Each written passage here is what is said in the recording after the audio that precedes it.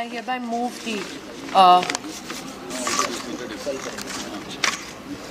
the amendment to the Protection of Children from Sexual Offences Act 2012. आप बोलना चाहें? जी. I rise today, sir, to speak for 39% of our country's population, where provisional data of the census says that 47 crore of our citizens lie between the age of 0 to 18. In this very house, sir, I stood 7 years ago speaking on this very important piece of legislation that seeks to protect our children from sexual offences. Irrespective of the political friction between various parties, 7 years ago this house stood in solidarity with the children of our country, who are not a political vote bank, but a future of the nation that seeks protection and security from legislatures such as us. Today, I say this with an amount of grief that I find the benches of the opposition empty, for I had sought to seek the refuge of the wisdom of the House of Elders for this very important amendment, sir. Sir, through you, I would like to just reiterate some provisions of the Protection of Children from Sexual Offences Act 2012 that in unanimity this very House had passed 7 years ago. This bill, sir, this act had defined children as persons under the age of 18. It had made, this act was gender neutral, thereby making the perpetrators of the offence also gender neutral, wherein the perpetrators could have been male, female, or from the third gender. It raised the age of sexual consent from 16 to 18 years, and it also provided special procedures for investigating agencies to record the statement of the victim child. It also provided for conduct of the state to ensure support to the child in form of translators, interpreters, special educators, experts during the pre-trial stage and at the trial stage. So what are the amendments that we are seeking to introduce here for the House's consideration? One of the biggest, sir, amendments today for your consideration and that of the House is the definition of child pornography. I must here, sir, express that I owe a debt of gratitude to a member of this very House, Shri Bhupendra Yadav, for my angst-found legal voice with his guidance and his assistance with regards to defining child pornography. What necessitated this definition, sir? If you look at reports as far back as December 2017, we will know that in our country today, internet users as far as 2017 were to the tune of 48 crore citizens, of which 60%, sir, are students and people below the age of 24. Why do we define child pornography as such? We have defined it in the amendments that we present to this House. There are many cases that came to light, sir, with evolving technology, how our children were made more and more vulnerable. One such case that I bring to the notice of the House today, sir, came to light through the media in December 2017 of a 24-year-old man called Sharaf Ali, who ran an online porn channel called Nadan Tund with 5,000 followers. I'm sure, sir, it will evade the understanding of any learned member of this House what kind of an individual will start an online porn channel depicting and sexually seeking to exploit our children and then go on to have 5,000 followers. Gruesome as it may sound, sir, it had videos of 4-year-olds raped by 2 elder men. It had postings of vulnerable pictures of children by their own fathers, and such acts, sir, then were brought under the notice of the state police so that due punishment could be given. Today, sir, through this amendment, we seek to define child pornography, but we don't limit it only to videos. The amendment, sir, through definition of child pornography, expands it to visual depiction of sexually explicit conduct involving a minor or a child, which will include photographs, videos, digital or computer-generated images.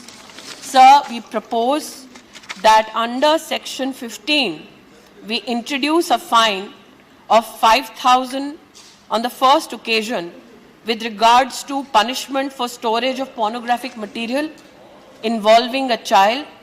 On second occasion, rupees 10,000 for not reporting child pornographic material with an intention to share, transmit it, which can be extended to imprisonment if such material is transmitted, propagated, distributed, or displayed. If such material is used for commercial purposes, sir, then this amendment proposes to extend a minimum punishment for commercial purposes by imprisonment for not less than 3 years, which may extend to 5 years, sir, with fine or with both. Sir, I would like to here also highlight that the amendments that we bring to the consideration, for the consideration of this House, for the first time also elaborately seeks to penalize and punish those who persuade, induce, entice, or coerce a child to be administered by a chemical substance so that the child attains early sexual maturity. Not many, sir, will possibly bring themselves to terms as to why such an amendment has been proposed. Here again, sir, I would like to highlight a case that came to the notice of the ministry with regards to Yadadri. I'm sure my esteemed colleagues from the state of Telangana might have heard of this particular case. Sir, 8-year-old child had made a distressful call on 1098 to seek help from the police.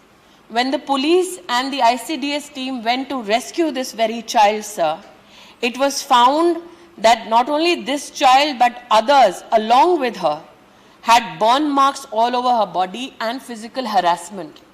Upon, sir, investigation, it was found that there were many such children in this particular case who were forced to watch sexual acts between the so-called brothel keeper and customers so that they could understand the nuances of sexual acts that they were to be forced into.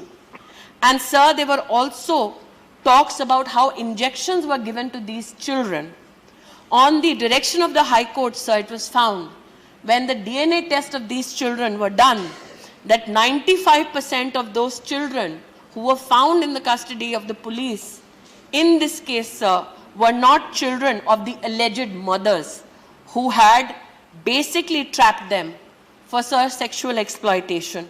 These children were also subjected to endocrine tests to ascertain the level of hormones that were injected. I can say this to the House, sir, today, that all these children's statements under 164 statements have been recorded. They are currently in residential schools. But this amendment with regards to injection of hormones and chemical substances was also necessitated by the fact, sir, some cases came to light with regards to implanting of birth control, Nexplamonan, into the upper arm of children, wherein in the upper arm, sir, under the surface of the skin, birth control implants were found, which release a progestin hormone so that these children who are forced into sex trade cannot get pregnant for 3 to 4 years. These cases, sir, depraved cases of the extent to which a human being can go to exploit a child, have necessitated these amendments, sir. Sir, this very House stood in unison when there was a debate on the Criminal Law Amendment Act 2018, which sought to bring punishment to those who rape a woman under 16 years of age with a rigorous punishment of a term which is not less than 20 years. We all know, sir, many members expressed their angst that this particular amendment, Criminal Law Amendment 2018, was not gender neutral. Today, the amendments proposed under POCSO, sir, make this particular, and in consonance with the Criminal Law Amendment Act 2018, make this very case for penal action, sir, for those who commit a rape under a child under the age of 18 to be punished for 20 years, but which may extend to imprisonment for life which means life for the remainder of the person's natural life. So also when rape of a woman under the age of 12 was discussed in this very house, and the law committed itself to punishing such a perpetrator with death, or for that matter, when rape of a woman under the age of 16, especially for gang rape, was considered by this very house under the Criminal Law Amendment Act 2018, and sir, additionally, rape of a girl under the age of 12 was discussed in this very house, there were pleas from members of this esteemed house to ensure that even this, which is punishable by death under section 376 DB and under 376 DA section of the Criminal Law Amendment Act, that the same shall become gender neutral and be prescribed for protection of our children under the age of 18. Sir, reflecting that very conscious of our esteemed member, the amendments that I move today are ensuring that those who seek to rape our children, especially cases of gang rape, will be met by death.